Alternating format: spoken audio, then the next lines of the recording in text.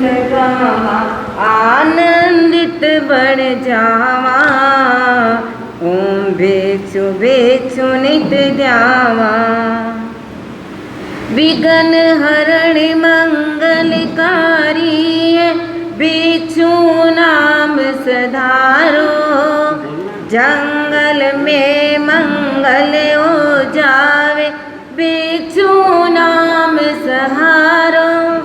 भिक्षु भिक्षु जपता टूटी, भिक्षु भिक्षु जपता टूटी, बेड़ा विस्मय पावा। ओम भिक्षु भिक्षु नित ध्यावा, नाम भिक्षु रो मंत्राक्षर, रिद्धि सिद्धि रो दाता। जीवन नैयारो संचालक, भिक्षु भाग्य विधाता। श्री धृति संपन्न बण मन में संकल्प सचावा। ओम भिक्षु भिक्षु नित ध्यावा, ओम भिक्षु भिक्षु नित ध्यावा। भिक्षु नाम दवा गुणकारी, सारा रोग मिटाया। महाप्रज्ञ रो दर्शन पा, आगे कदम बढ़ाया। भिक्षु शासन री गरिमान, भिक्षु शासन री गरिमान, चारों ओर फैलावा। ओम भिक्षु भिक्षु नित ध्यावा, ओम भिक्षु भिक्षु नित ध्यावा। भिक्षुरी में अलख जगा कर, भिक्षुरी में अलख जगा कर, आनंदित बन जावा। ओम भिक्षु भिक्षु नित ध्यावा, ओम भिक्षु भिक्षु नित ध्यावा। उपासक सुरेश जी गोरडिया अपनी भावनाओं को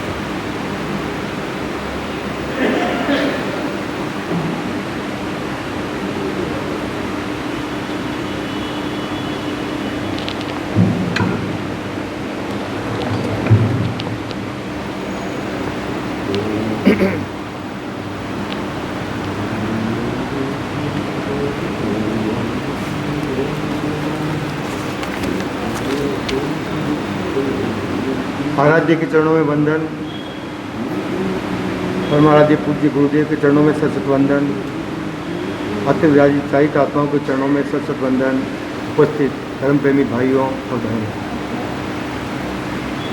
आज हम सब मना रहे हैं आचार्य भिक्षु का 221वां चरमोत्सव।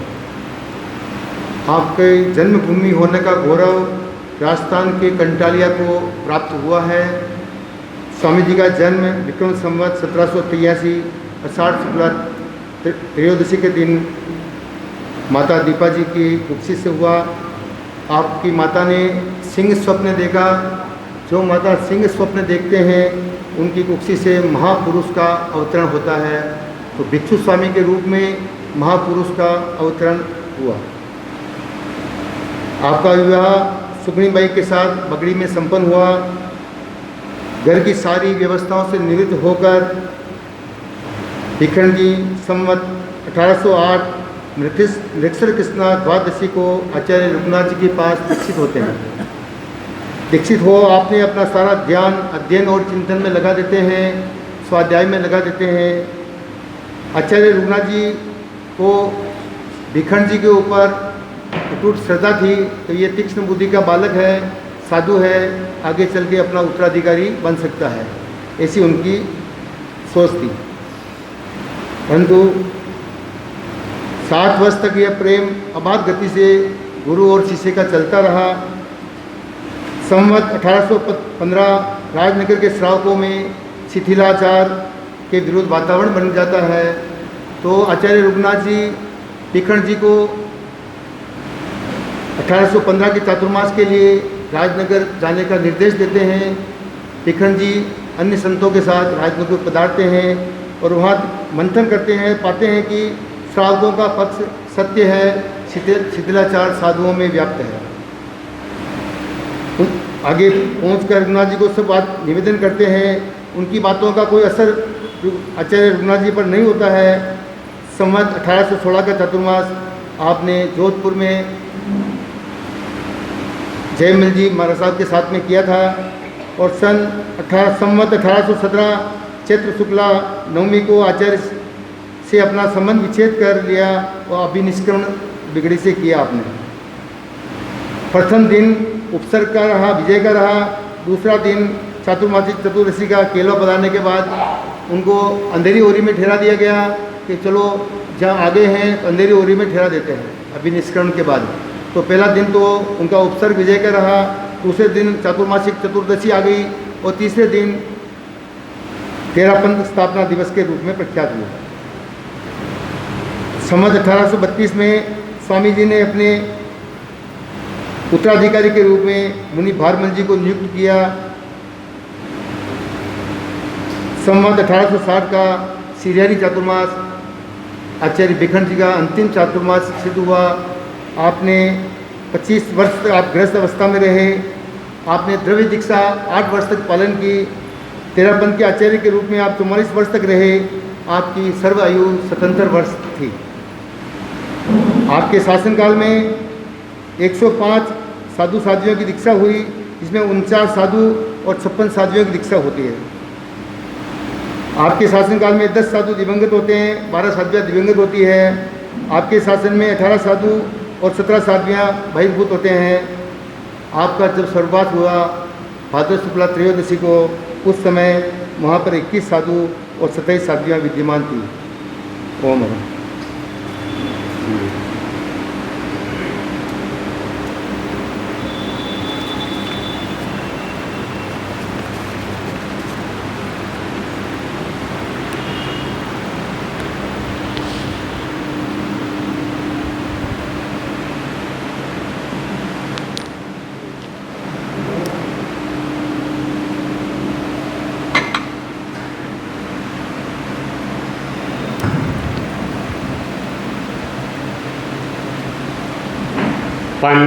पन्नगीच सुरेन्द्रीच कौशिकी पाद संस्पृशि निर्विशेष मनस्काय श्री वीर स्वामिने नमः। वीतराग पुरुष भगवान महावीर को सभक्ति वंदना।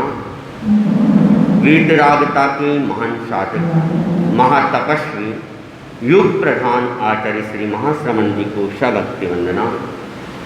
श्रद्धेय शासन श्री मुनि श्री हर्षलाल स्वामी, मुनि श्री पारस कुमार स्वामी को सभक्ति वंदना। उपस्थित श्रावक श्राविका संघ, आज तेरापंथ धर्म संघ के मुख्य 4 महोत्सव में से एक महोत्सव चर्मोत्सव। चर्मोत्सव मात्र आचार्य भिक्षु का मनाया जाता है और इसकी स्थापना श्रीमद् जयाचार्य ने की। हालांकि जितने भी आचार्य हुए हैं उनका महाप्रयाण दिवस के रूप में मनाया जाता है, लेकिन चर्मोत्सव के रूप में हम केवल आचार्य भिक्षु को ही, उनके महाप्रयाण दिवस को ही चर्मोत्सव रूप दिया गया है। और आचार्य भिक्षु जो कि इस धर्म संघ के संस्थापक थे और उन्हीं के कारण से भगवान महावीर का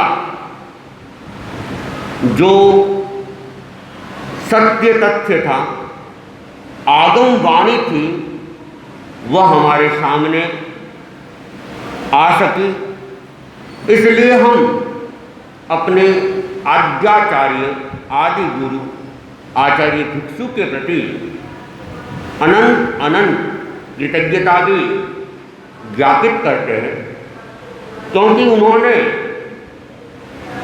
बहुत सारे कष्ट झेले और हमें एक सही मार्ग दे गए। ऐसा हम कह सकते हैं कि आचार्य भिक्षु का जो जीवन था वह एक सैनिक का जीवन था। उन्होंने जीवन को एक संग्राम माना और हर कदम पर वे मोर्चे पर डटे रहे। कितने भी कष्ट आए वे घबराए नहीं और निरंतर असंयम के साम्राज्य से लोहा लेकर संयम के साम्राज्य की उन्होंने स्थापना की और उसके लिए उनको बहुत सारे कष्टों को भी झेलना पड़ा, लेकिन वे धीर पुरुष थे, साहसी पुरुष थे, घबराए नहीं। रोटी, कपड़ा और मकान ये प्राणी मात्र की अनिवार्य आवश्यकता है और इन चीजों के लिए भी उनको संघर्ष करना पड़ा। न पूरा भोजन, न पूरे वस्त्र और न ठहरने के लिए मकान। मिल भी जाता तो विरोधी लोग छुड़ाने के बहुत सारे प्रयत्न करते। हम कह सकते हैं कांच कठिर अधीर नर कसियान उपजे प्रेम। कांच कठिर अधीर नर कसियान उपजे प्रेम। कसनी तो धीरा सहे के हीरा के हेम। कि जो धीर पुरुष होते हैं उनको कितना भी कसा जाए वे कसौटी पर खड़े उतरते हैं। तो आचार्य भिक्षु भी उन धीर पुरुषों में एक थे कि उनके सामने अनेक संघर्ष आए, विचलित करने के प्रयास किए गए, लेकिन वे विचलित हुए नहीं, डिगे नहीं और जिस मार्ग पर चलना था डटे रहे। एक बार पाली के अंदर आचार्य भिक्षु का विराजना हुआ। एक महिला ने मकान दे दिया। रघुनाथ जी महाराज का भी पाली में ही विराजना था। रघुनाथ जी महाराज उस महिला के पास गए, अवसर देखा और महिला को भड़का दिया कि तुमने जिन्हें ठहरने के लिए मकान दिया है,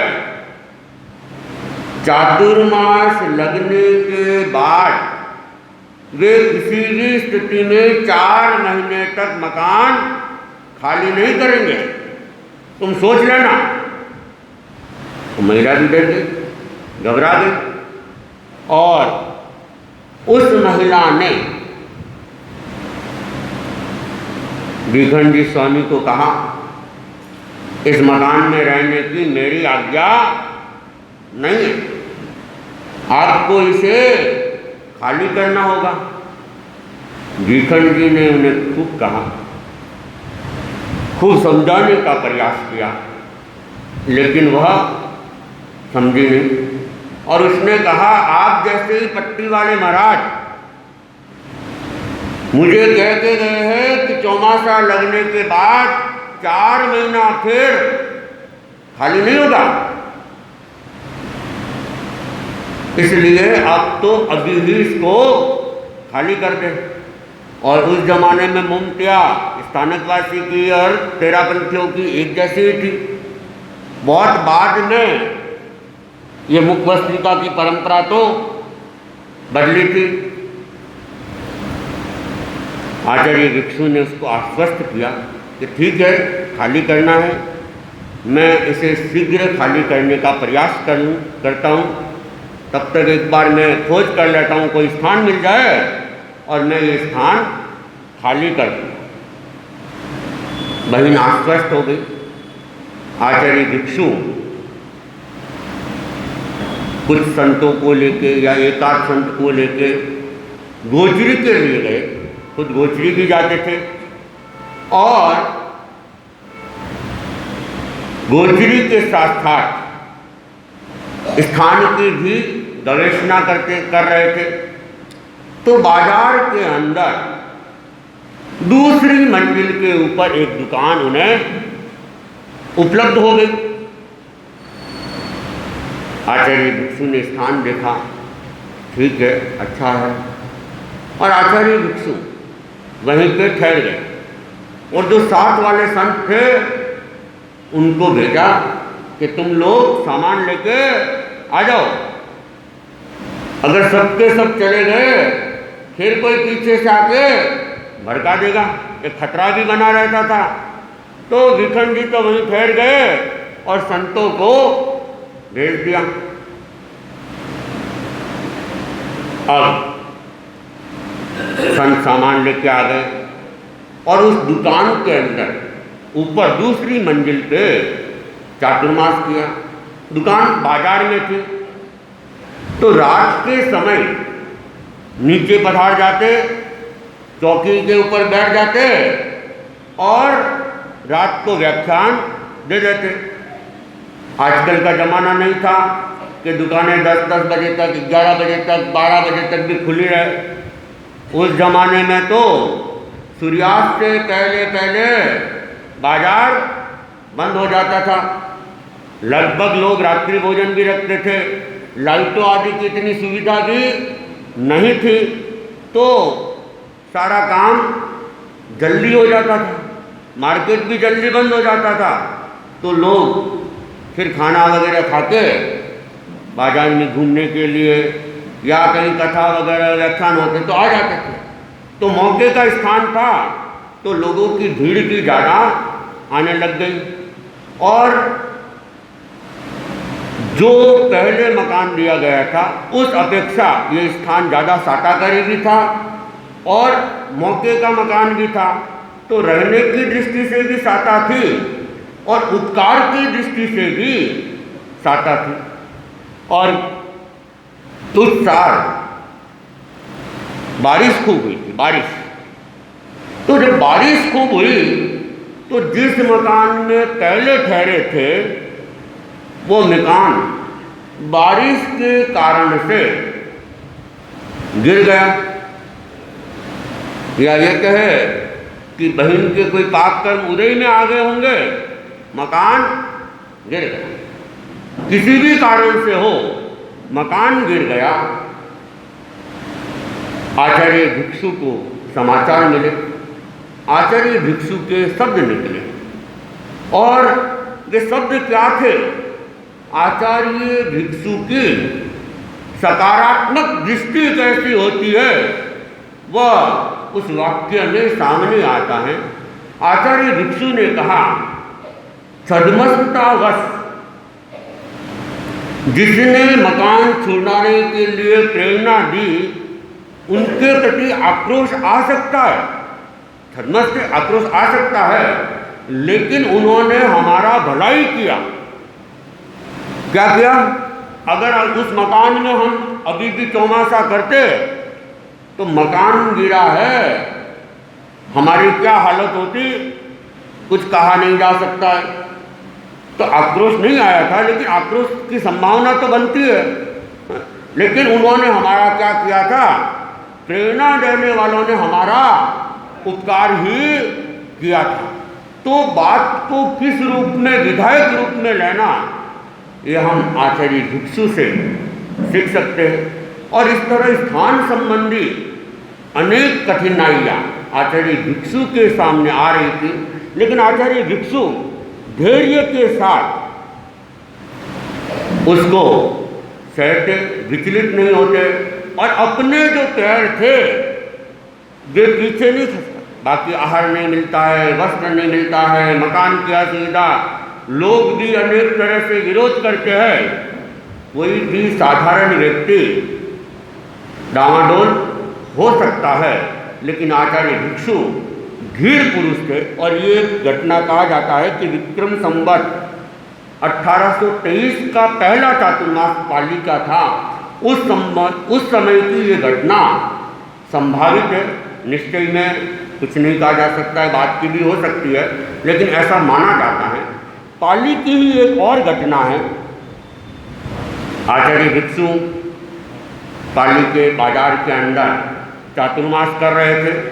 घटना ये दूसरी है और दूसरे कोई चातुर्मास की है। बाजार के अंदर ही दुकान मिली हुई थी, चातुर्मास व्यतीत हो रहा था और लोगों की भीड़ आचार्य भिक्षु के पास में आ रही थी। लोग उनके उपदेशों को सुन रही थी और उपदेशों को स्वीकार कर रही थी। ये बात मूर्ति पूजक आमनाय के बावेचा थे, उनको अच्छी नहीं लगी और उन्होंने न जाने कितने कितने प्रकार से व्याख्यान के बीच में व्यवधान पैदा करने की कोशिश की, लेकिन आचार्य भिक्षु बड़े बड़े व्यवधानों से भी नहीं घबराते थे, तो छोटे मोटे व्यवधानों से तो क्या घबराना था।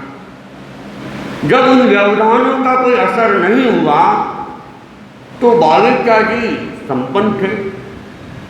वे उस दुकान के मालिक के पास गए और उसको कहा कि हमें दुकान की ज़रूरत है और बाज़ार में जो वो दुकान है वो दुकान अगर तुम मुझे दे दो, मैं उसे दुगना किराया आपको दे दूँगा। दुकान मालिक भी समझदार था, बुद्धिमान था। वह समझ गया कि ये तो केवल एकमात्र चाल है दुकान खाली करवाने की।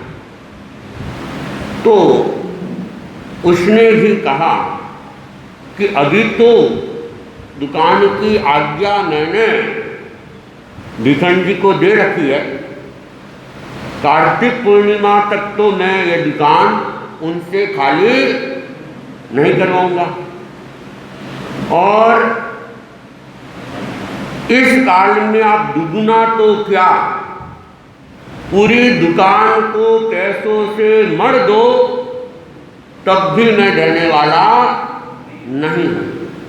कितनी मतलब एक श्रद्धा कि पूरी दुकान को पैसों से भर दो तब भी मैं इसे नहीं दूंगा। तो वे बावेचा लोग जो सोच रहे थे, समझ रहे थे, लेकिन उनकी वो योजना निष्फल हुई। लेकिन वे वहाँ तक ही चुप नहीं रहे और उन्होंने देखा अब ऐसा कोई काम करते हैं कि इनको पाली से ही बाहर निकलवा देते। योजना बनाने लगे और योजना बना के सारे बावेचा वगैरह अपनी दुकानों की और मकानों की चाबियां लेके हाकिम जेठमल जी के पास में गए और चाबियां उनके सामने रख ली और कहा ये लो संभालो चाबियां और हमें पाली से जाने की आज्ञा। हाकिम जेठमल जी एक साथ इतने व्यक्तियों को पाली छोड़ने की बात सुन के चकरा गए। ऐसी क्या बात हो गई कि व्यापारियों को पाली छोड़ना पड़ रहा है, क्योंकि उस जमाने में व्यापारियों का भी अपना सम्मान होता था, ओस वालों का भी सम्मान होता था और कोई गांव बसता था तो कम से कम एक तो ओसवाल गांव में होना चाहिए। हाकिम जेठमल जी ने कहा, भाई ऐसा क्या हो गया कि आपको पाली छोड़ने की नौबत आ गई? कोई समस्या है तो बताओ, समस्या का निराकरण करने का प्रयास करेंगे। तब उन बागेचा ने कहा कि या तो यहाँ भीखन जी रहेंगे या हम रहेंगे। और ये बात जेठमल जी ने सुनी, ये भी समझ गए, षड्यंत्र को भाग गए। तब उन्होंने कहा कि नगर के अंदर तो कसाई और वेश्या जैसे पापिष्ट व्यक्ति भी रहते हैं, उनको भी हम नहीं निकालते हैं, तो भिखन जी जैसे धर्मिष्ठ व्यक्ति, उन जैसे असाधारण पुरुष को निकालने का पाप तो मैं कैसे कर सकता हूं? तो बागेचा ने कहा, तो ठीक है, आप उनको रखिए, हम जाते हैं। तब हाकिम जेठमल जी ने कहा कि मैं आपको एक घटना सुनाता हूं। जोधपुर राज्य में मोती नामक बंजारा आया करता था और वो अपना माल लाता, जोधपुर राज्य में बेचता और जोधपुर से नमक लेके वह जाता था।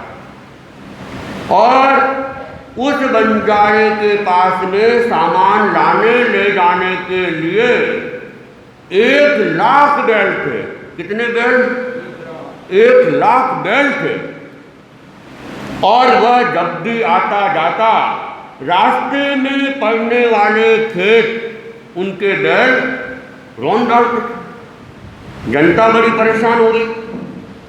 जनता जोधपुर महाराजा विजय सिंह जी के पास में गई, पुकार की कि मोती बंजारा आता है और उसके बैल हमारे खेतों को नष्ट भ्रष्ट कर देता है। हम मोती को समझाने का प्रयास करता है, लेकिन वो हमारी बात सुन ही नहीं रहा है। आप हमारी समस्या का निराकरण करें, ये बड़ा अन्याय हो रहा है हमारे साथ में, आप न्याय करें। राजा विजय सिंह जी ने बात सुन ली, जनता को आश्वस्त किया और वे मोती बंजारे को बुलाया और मोती बंजारे को कहा, जब भी आओ खेतों को नुकसान नहीं पहुंचना चाहिए, रास्ते से आओ और रास्ते से जाओ। तो मोती को भी अपने व्यापार का मद था, अहंकार था। इतना बड़ा व्यापारी था जो 1,00,000 बैलों के ऊपर सामान लेके आए और उतना नमक लेके जाए। तो वो भी अपने मद के अंदर राजा विजय सिंह जी के सामने कहने लगा कि मोती आएगा तो ऐसा ही होगा। और जैसे ही ये बात सुनी,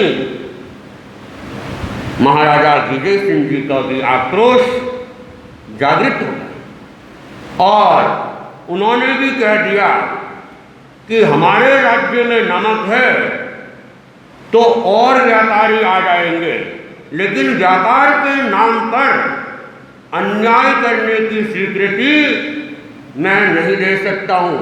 आज के बाद इस राज्य में आने की जरूरत नहीं। और मोती बंजारे का वहाँ आना जाना बंद हो गया। बंद ही नहीं हो गया, उसका व्यापार भी चौपट हो गया।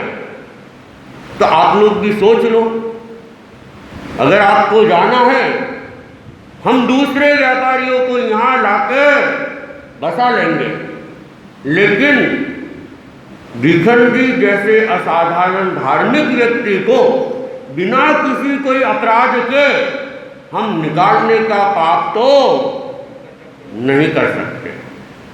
और ये बागेचा लोग चुपचाप अपनी चाबियां उठाई और उल्टे पैर लौट के आ गए। तो न जाने ऐसे कितने कितने प्रकार से उन्हें स्थान छुड़ाने के भी प्रयास करते रहे, अनेक बार सफल भी हो गए। नाथ द्वारा से स्थान खाली भी करना पड़ा, पूर्व से भी कहते स्थान खाली करना पड़ा, और भारमल स्वामी भी उदयपुर से स्थान खाली करके आए। तो अनेक संत आचार्य उस समय ज़्यादा मात्रा में परेशान हुए, बाद में तो ठीक है घटनाएं धीरे धीरे कम होती गई। तो आचार्य भिक्षु का जीवन संघर्षों का जीवन था, लेकिन वे अपने आप में कहते हैं कि कुंदन की भांति चमक कर बाहर निकले, और आज भी उनका धर्म संघ आगे से आगे बढ़ता जा रहा है। आचार्य भिक्षु के जीवन में अनेक अनेक विशेषताएं थी, अल्प समय में हम नहीं कह सकते हैं। आचार्य भिक्षु ने 13 पंथ प्रबोध की रचना की, उसमें भी अनेक जगह जगह पे उनकी विशेषताओं को उल्लेखित किया, और यहाँ तक कि एक ही पद्य के अंदर आचार्य भिक्षु की 6 विशेषताओं को एक साथ भी देना पड़ा उनको। चर्चावादी कुशल प्रशासक मीमांसक संगायक, हाँ पुरुष परीक्षक और समीक्षक नव्य नीति निर्णायक, हाँ हो संता प्रगतियों कोई एक नयो उद्योतकार हो, जन जीवन आधार हो तेरा पंथरा अधिदेवता। तो चर्चावादी थे और कुशल प्रशासक भी थे, मीमांसक भी थे, संगायक भी थे, और पुरुष की परीक्षा करने वाले भी वे थे। साथ साथ में समीक्षा भी वे अच्छी कर लेते थे, और भी जैसे सातवीं विशेषता कह दे नवीन नीति का निर्धारक भी थे, और अलग अलग जगह और भी विशेषताओं का उल्लेख आचार्य भिक्षु के लिए गुरुदेव तुलसी ने किया। और इन सब के ऊपर भी अगर व्याख्या की जाए बहुत लंबा समय बीत सकता है, लेकिन मैं उस व्याख्या में नहीं जाऊंगा, क्योंकि कुछ वक्ता भी बोलने वाले हैं, और श्रद्धेय मुनिश्री हर्षला स्वामी, मुनिश्री पारस कुमार स्वामी को भी हमें सुनना है। तो मैं अपनी बात को यहाँ संपन्न करने से पहले एक सूचना भी दे देता हूँ कि अभी अखिल भारतीय महिला मंडल की ओर से आज आचार्य भिक्षु को श्रद्धांजलि रूप में 24 घंटा संभवतया अखंड जप की एक योजना भारत भर में चल रही है, और उस जाप में सबको अलग अलग स्थानों को अलग अलग टाइम दिया गया है। तो मुझे आज सवेरे सूचना मिली राजस्थान को 5 से 6 बजे का टाइम दिया गया है। राजस्थान को या ये मेवाड़ भिलवाड़ा में पूरा मुझे राजस्थान ही बताया गया है। तो 5 से 6 भिक्षु मारे प्रकटा जी 1 घंटे तक इसका जाप करना है।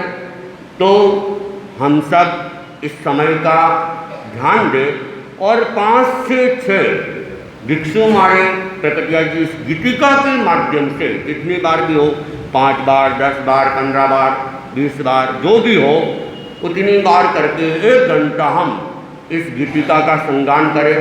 ये गीतिका भी सामान्य गीतिका नहीं है, हालांकि दिखने में बहुत सामान्य है, लेकिन ये गीतिका बहुत चमत्कारिक भी रही है।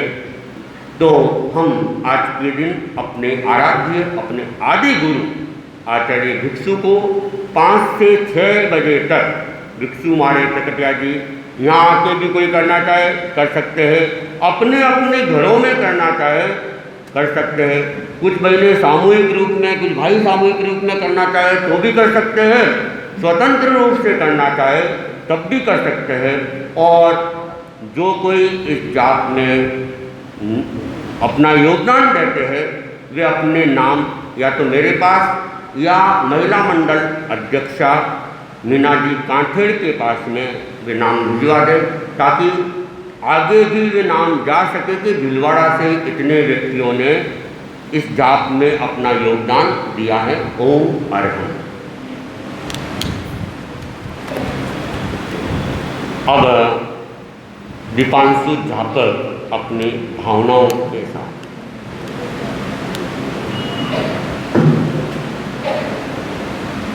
आप पता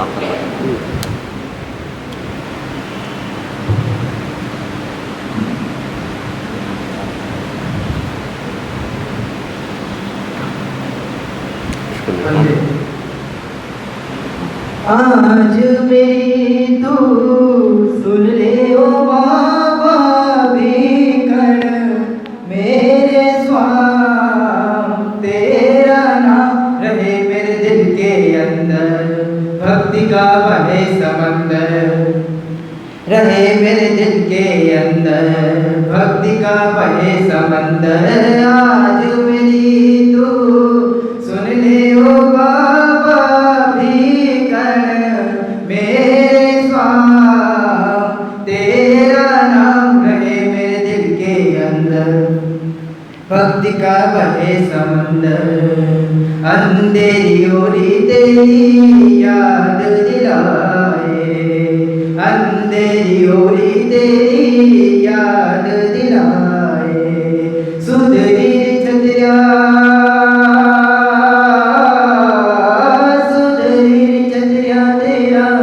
गीत सुनाए बाबा भीकण मेरे स्वाम, तेरा नाम रहे मेरे दिल के अंदर, भक्ति का बहे समंदर। मुझको तो बाबा कोई दूजा न भाए, मुझको तो बाबा कोई दूजा न भाए, तेरा ही नाम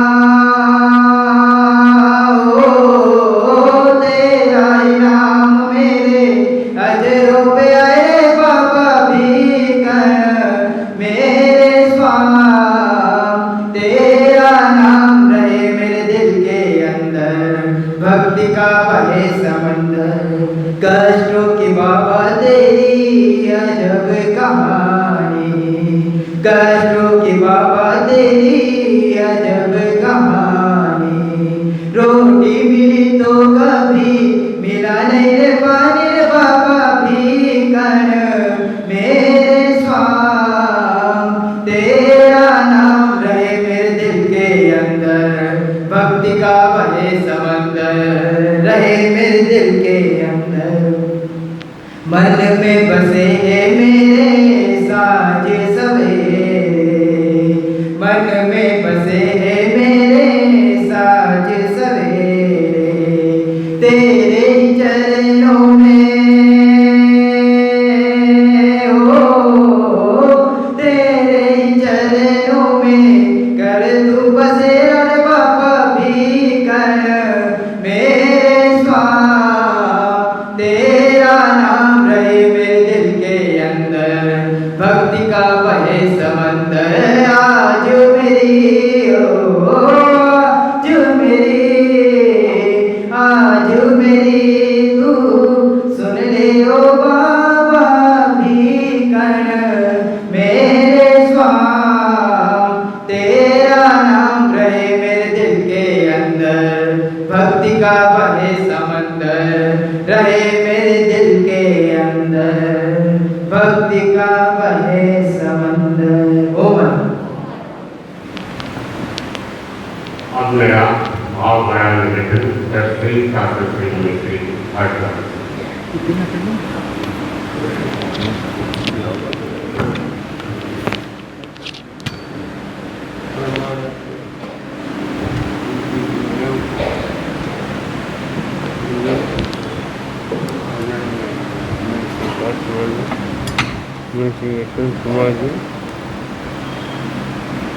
और स्वामी जी की केस इसी साल में शुद्धि तेल से 13 आती है और उसको स्वामी जी के नाम पर हम मनाते हैं। किंतु आज मूल चर्च स्वामी जी आचार्य श्री भिक्षु स्वामी भारद्वाज जी चर्च के दिन स्वर्गवासी हुए थे। इसलिए यह भारद्वाज जी चर्च हमारे लिए विशेष प्रेरणा की स्रोत बन गई। बहुत सारे लोग उपवास करते हैं, त्याग करते हैं, तपस्या करते हैं और सिरारी जाने का कर्म भी बनाते हैं। यहाँ से भी काफ़ी लोग सिरारी गए हैं। वहाँ बहुत बड़ा समारोह होगा और राष्ट्रीय जागरण भी वहाँ रहेगा। भिक्षु स्वामी ने ऐसी क्या विशेषता थी, ये देखने की बात है। सामान्य जैसे व्यक्ति जन्म लेता है, वैसे ही भिक्षु स्वामी का भी जन्म हुआ था। उनकी माताजी का नाम था दीपा जी और पिताजी बंधु जी थे। कंठारिया के रहने वाले थे। कंठारिया छोटा सा गांव था, अब तो गांव बढ़ गया है। तो उस समय के अंदर बहुत छोटा सा गांव था और कांठे के अंदर पड़ता है। मेवाड़ से मारवाड़ जाए तो रास्ते के अंदर कंठारिया भी ले तो आ सकता है। उस कंठारिया गांव के अंदर स्वामी जी का अवतरण हुआ। उनकी बुद्धि बड़ी प्रखर थी और चिंतन उनका बड़ा स्पष्ट था। सबसे बड़ी बात ये थी कि उनमें आत्मा के प्रति जागरूकता थी। कोई भी काम में करते तो पहले आत्महित को सोचते। स्वामी जी ने दीक्षा लेने का चिंतन किया तो उस समय के अंदर भी उन्होंने परीक्षा की कि कौन सा संप्रदाय मेरे लिए साधना में सहयोगी बन सकेगा। उस समय में अलग अलग कई संप्रदाय चलते थे। कोठाबंद संप्रदाय भी चलता था तो मोचे पर कोठा बांध करके रहते थे। और भी कई संप्रदाय थे, परंतु आपने आचार्य श्री रघुनाथ जी को पसंद किया।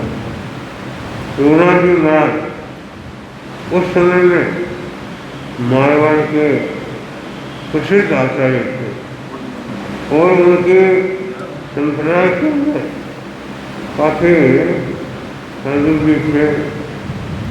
श्रावकों की संख्या भी काफ़ी लंबी थी। स्वामी जी ने उनके संप्रदाय के अंदर दीक्षा ली थी। जब दीक्षा ली थी तो 1808 में आपकी दीक्षा हुई थी। थोड़े समय के अंदर ही आपने आगमन का अच्छा अध्ययन कर लिया और एक एक बात को रिंगम करते रहे।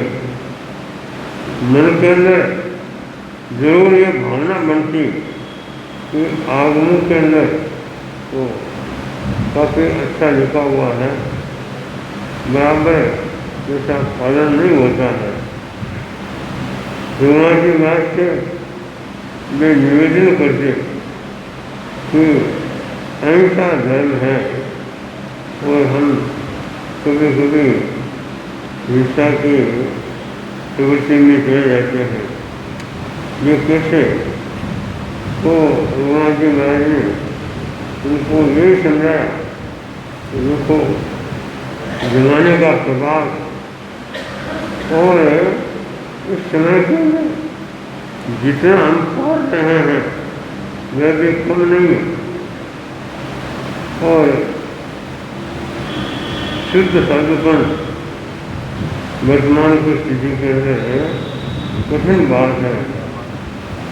मैं स्वामी जी गए नहीं उसे नहीं थी, आखिर के अंदर उनको प्रेरणा राजनगर से मिली और राजनगर के श्रावकों के द्वारा जब उनको ये बुझाया गया कि आप लोग बराबर इनका पालन नहीं कर रहे हैं, तो स्वामी जी ने उनको भी समझाया, परंतु रात्रि के बुखार से उनका चिंतन बढ़ा और उन्होंने फिर श्रावकों से भी कहा कि देखो जो आप लोग बात कर रहे हो वे बातें गलत नहीं है।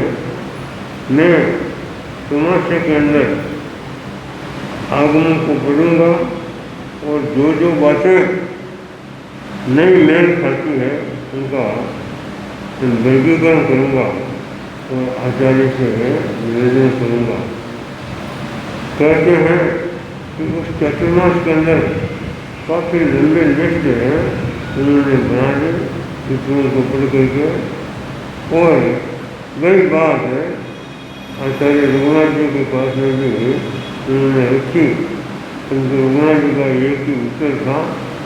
तो आखिर के अंदर स्वामी जी 1817 16 करने को 17 करे बगड़ी के अंदर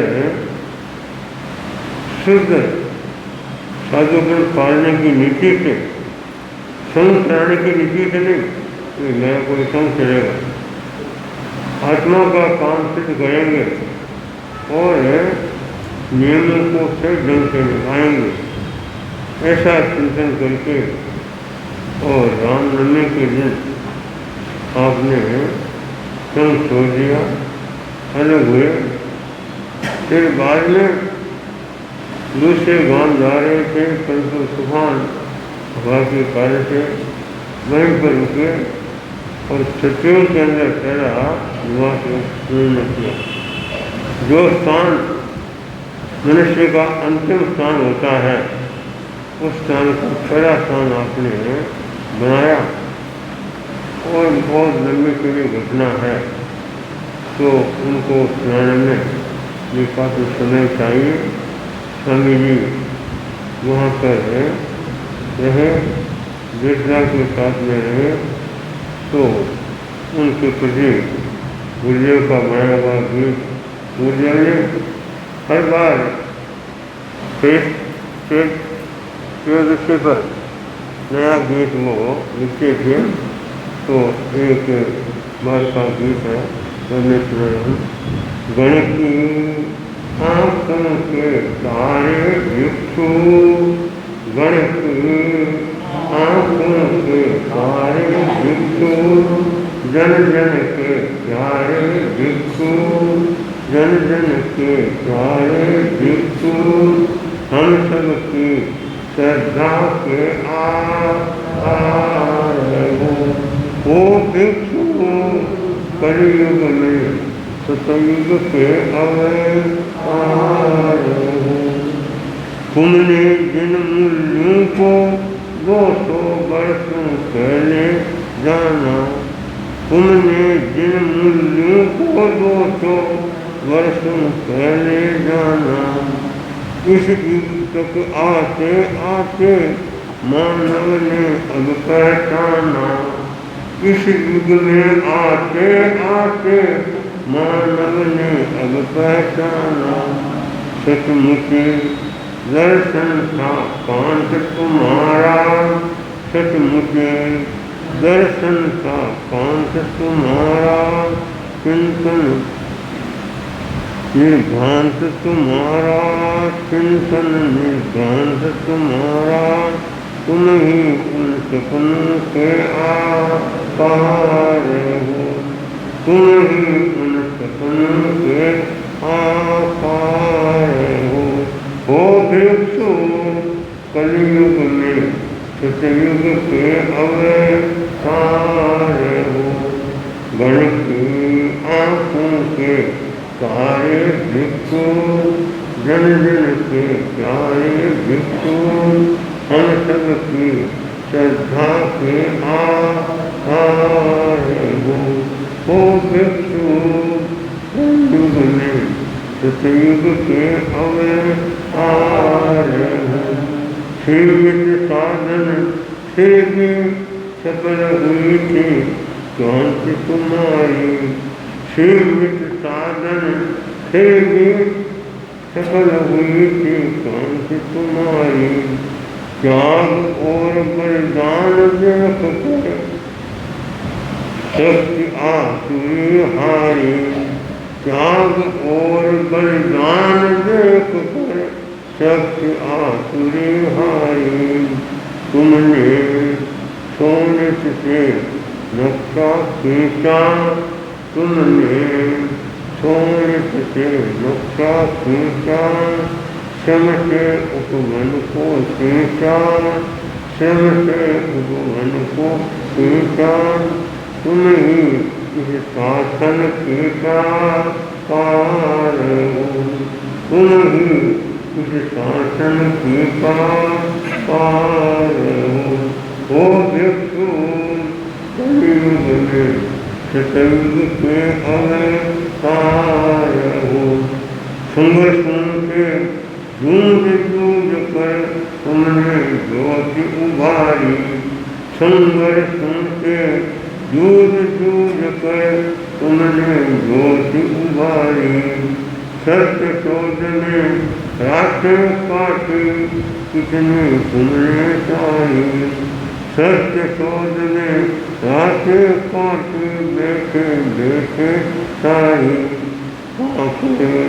तुम जैसा कर उपकारी पाकर, तुम जैसा कर उपकारी, सारा जग है आभारी, सारा जग है आभारी, डगमग की नैया की पतवार हो, डगमग की नैया की पतवार हो भिक्षु कलयुग में सतयुग के अवतार हो, गण की आंखों के तारे भिक्षु, जन जन के प्यारे भिक्षु, हम सबकी श्रद्धा के आधार हो भिक्षु कलयुग में सतयुग के अवतार हो, और अंत में निज शरीर से लगे झुंझने निश्चल, और अंत में निज शरीर से लगे झुंझने निश्चल, जीवन में धार्मिक दुनिया की एक कितनी हलचल, जीवन में धार्मिक दुनिया की एक कितनी हलचल, अविचल फिर भी का हृदय तुम्हारा, अविचल फिर भी का हृदय तुम्हारा, थोड़ी जलता की कारा, थोड़ी जलता की कारा, अनशन में गान हुआ था पार हो भिक्षु कलयुग में सतयुग के अवतार हो, गण की आंखों के तारे भिक्षु, जन जन के प्यारे भिक्षु, हम सबकी श्रद्धा के आधार हो भिक्षु कलयुग में सतयुग के अवतार हो। तो भिक्षु इसे कलयुग के अंदर आए। अगर सतयुग में आते तो निश्चित ही मुक्ति को प्राप्त कर लेते, परंतु हमारा भी भाग्य था कि इस जमाने में आए और हम सबको एक मार्ग दिया, एक रास्ता दिखाया और आपने मेरी तपस्याएं की। उन तपस्याओं का आपने तो फल कम भोगा, परंतु हम लोगों को उसकी तपस्या का, आपकी तपस्या का फल मिल रहा है। कहाँ तेरा पंथ तेरे व्यक्तियों के शुरुआत में प्रारंभ हुआ था और मकान की समस्या रहती, आहार पानी की समस्या रहती, कपड़े की समस्या रहती, फिर भी वे अपना काम चलाते थे। आज वह युग है 250 वर्षों के लगभग है, उसके युग को बीत गया। अब तो इतनी सहूलियत हो गई कि साधुओं को हर चीज़ की भावना भाई जाती है, वो मना करते हैं, फिर भी लोगों का आग्रह रहता है। ये किसकी तपस्या है? ये स्वामी जी की तपस्या है। स्वामी जी ने जो तपस्या की उनका फल है हम भोग रहे हैं। तो आज स्वामी जी का दिन है, तो स्वामी जी के दिन के उपलक्ष्य में हमें तप त्याग बढ़ाना चाहिए और उनका जाप भी करना चाहिए। इसकी बात के साथ ओम। उत्तम जी शाम सुखा अपनी भावनाओं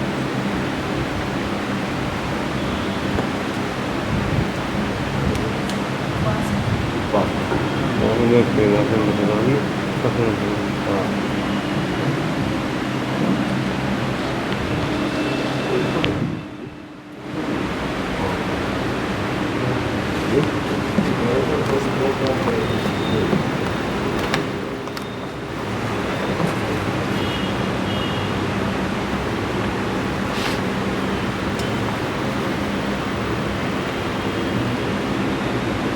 लोह पुरुष आचार्य भिक्षु की जीवन गाथा गाए।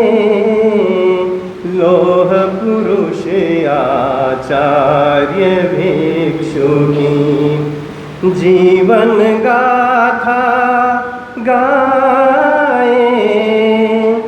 हे जीवन धन सुन सुन कर हम रोमांचित हो जाएं।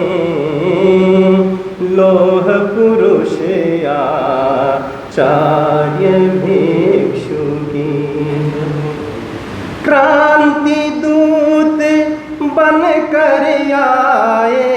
आराध्य देव अलबेले हंसते हंसते आने वाली विपदाओं से खेले। कदम कदम पर मिली चुनौती, फिर भी कब घबराए। लोह पुरुष आचार्य भिक्षु की मरघट महल समान संत के पहला पाठ पढ़ाया। अंधेरी ओरी में अद्भुत ज्ञान का दीप जलाया। तरल गरल की घूंट स्वयं पी, सुधा सरस बरसाए। लोह पुरुष आचार्य भिक्षु की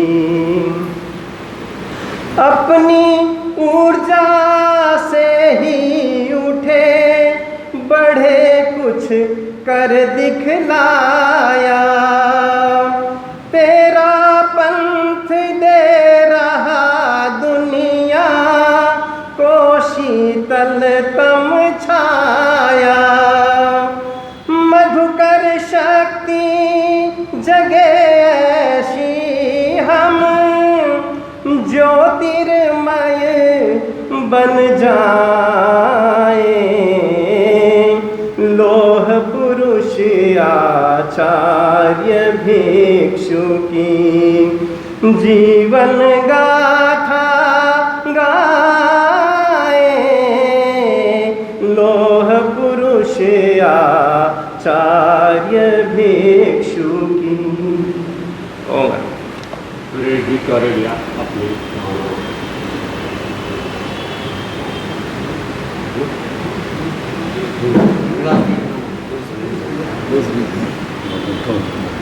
बंदे। भिक्षु स्वामी अंतर्यामी कर दो बेड़ा पार, आप रो आसरो है केंद्र विश्वास रो है। काले जेरी कोर मारे मन में रम्यो है थारो नाम हो। सब कुछ अर्पण थारे थे ही मारा राम घन श्याम हो। पलक बिछावा दर्शन चावा खोलो अंतर द्वार, आप रो आसरो है केंद्र विश्वास रो है।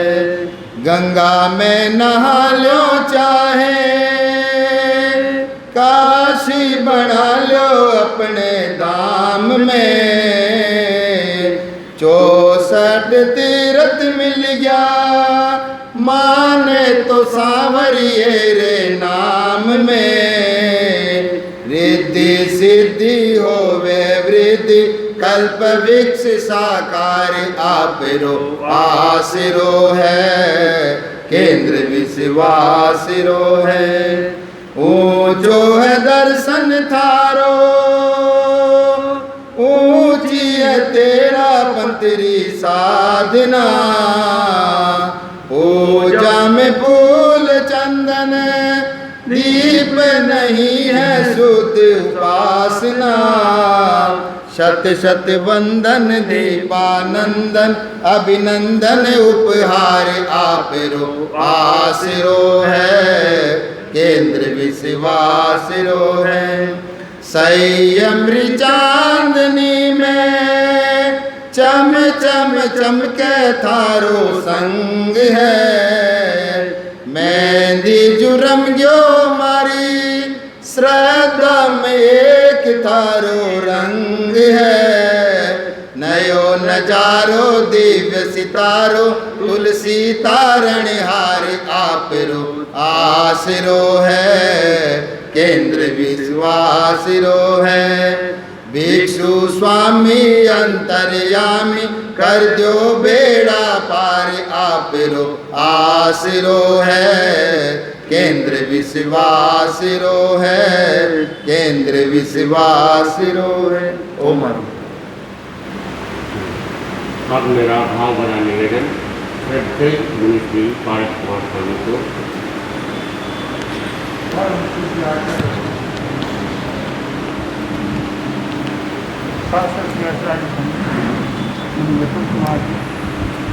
धर्म प्रेमी भाई और बहन,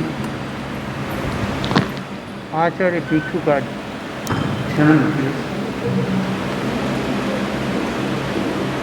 और तेरस का ही जन्म, तेरस का ही स्वर्गवास। आपने बहुत कुछ सुन लिया, समय की सीमा है, मैं अपने शब्दों को विराम देता हूँ और यही कहूँगा, आज का दिन बहुत महत्वपूर्ण दिन है। आराधना के लिए भी प्रारंभ करें तो आनंददायी है, सुखदायी है और भीतर देखने के लिए भी सुखदायी है। हम भीतर भी देखें, बाहर भी देखें और आस्था हो वह देखता है।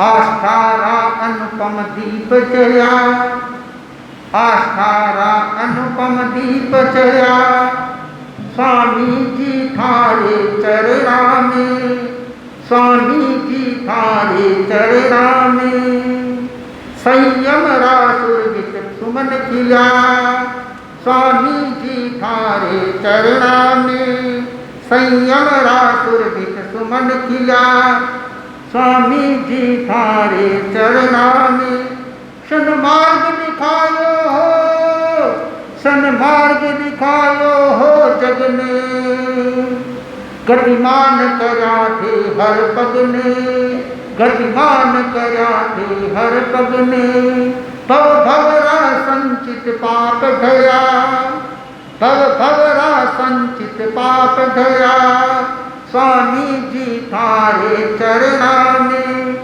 स्वामी जी थारे चरणा में, तरती राह थे उजियाला, तरती राह थे उजियाला, जन जीवन राह रखवाला, जन जीवन राह रखवाला, अवगुण रा पाया सहजैया, अवगुण रा पाया सहजैया, स्वामी जी थारे चरणा में, स्वामी जी थारे चरणा में, संयम रासुर वित सुमन किया, कष्टासु थे नहीं घबराया, कष्टासु थे दिल भर भी नहीं घबराया, अणचिंता पगला भया नहीं, अणचिंता पगला भया नहीं, अननी सो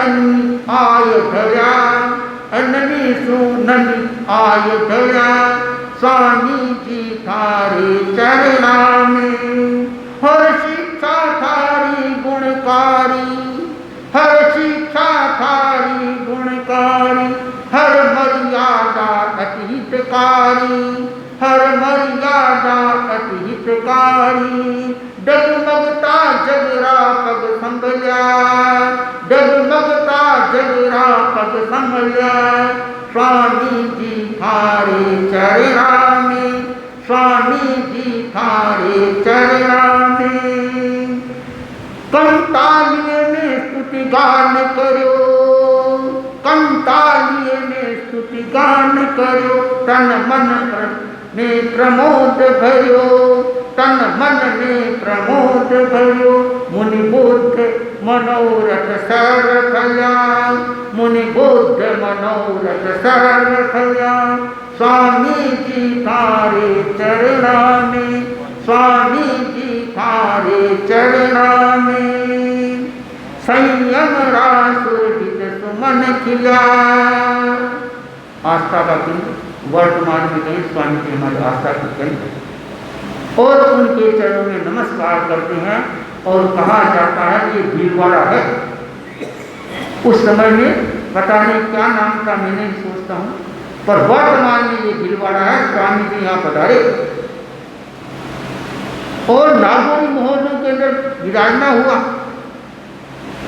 नागौरी महलों के अंदर विराजना हुआ, और स्वामी जी अपनी रचना या कुछ चितारना कर रहे थे, और उसको सुन करके लोगों ने कहा बताओ किसके लिए बोल रही हो आप?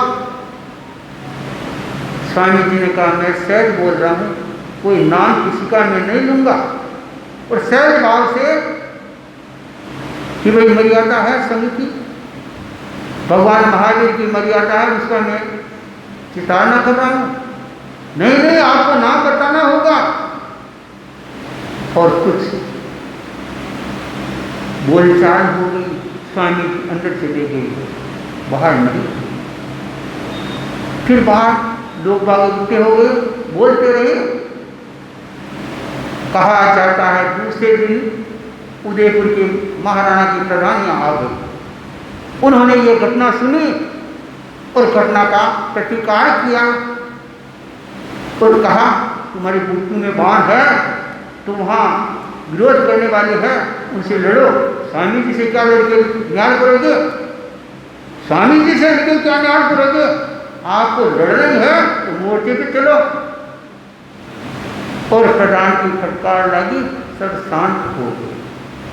कहा जाता है स्वामी जी ने किसी का प्रतिकार नहीं किया। ठीक है भाई, तुम इच्छा हो बोल सकते हो, कह सकते हो, कुछ भी सुना सकते हो।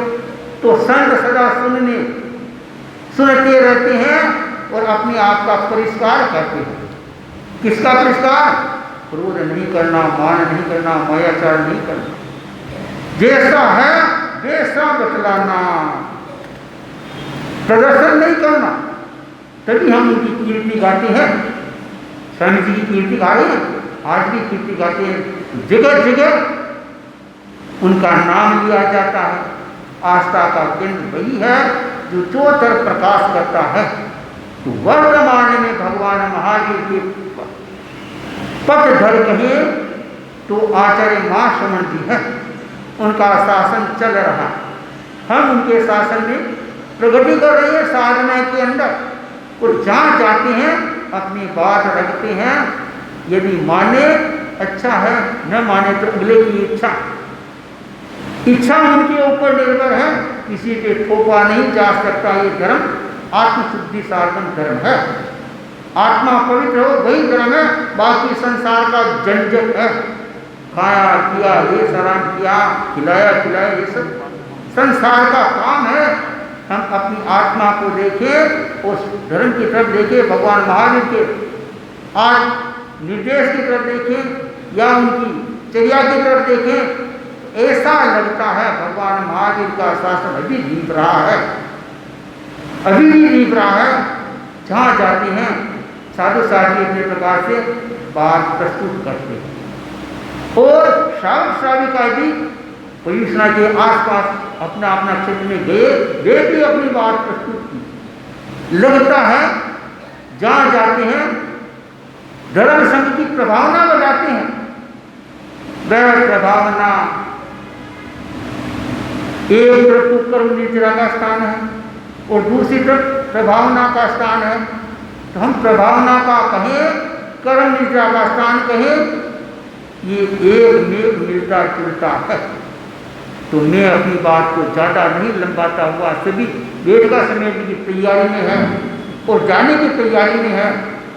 यूँ कहूँगा स्वामी जी के वहाँ भी बसें गई है, करीब 5-7 बसें हुई होंगी, 5-6 बसें अब जाएगी, ऐसा सुन रहे हैं। जाने वाले गए भी है और भी जाएंगे।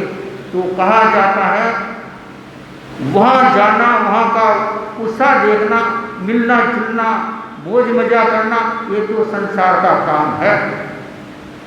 परंतु वहाँ जाके माला फेरते हैं, जब अनुष्ठान करते हैं, वह आध्यात्मिक आय मानी जाएगी। बाकी ठीक है। अब तो कुछ स्वामी जी का जब हम भी कर लें, माता दीपा का याद कर लें।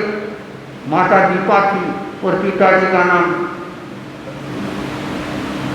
कहा जाता है। माता पिता को भी याद करना बहुत जरूरी है, नहीं तो आए कहाँ से।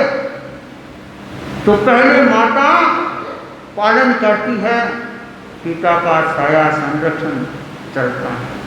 तो माता पिता को भी हम याद करते हैं, उनके गुणों को याद करते हैं। और उनके कहा जाता है माता पिता बिना तो कुछ नहीं। जय भिक्षु जयकारी नाम, दीपानंदन भिक्षु श्याम। जय भिक्षु जयकारी नाम, दीपानंदन भिक्षु श्याम। जय भिक्षु जयकारी नाम, दीपानंदन भिक्षु श्याम।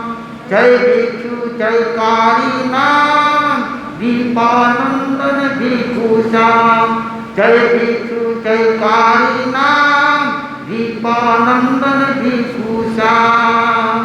जय भिक्षु जयकारी नाम, दीपानंदन भिक्षु श्याम। जय भिक्षु जयकारी नाम, दीपानंदन भिक्षु श्याम। भिक्षु भारी माँ ऋषि राय तेजस मगवा मानक दाल गिनी कालू गिनी तुलसी गिनी माँ गिनी माँ समझ को आधार है। और हम साधना कर रहे हैं, इसमें 4 चांद लगे इन्हीं गाँव से। ओम हम आज के उपवास के चांद उपवास के प्रत्याख्यान। धारण प्रमाण।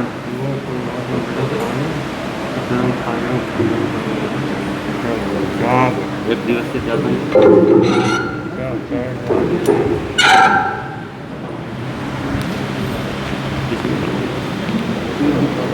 चलो आज के लिए अखरोट खाने के त्याग है। मंगल पाठ।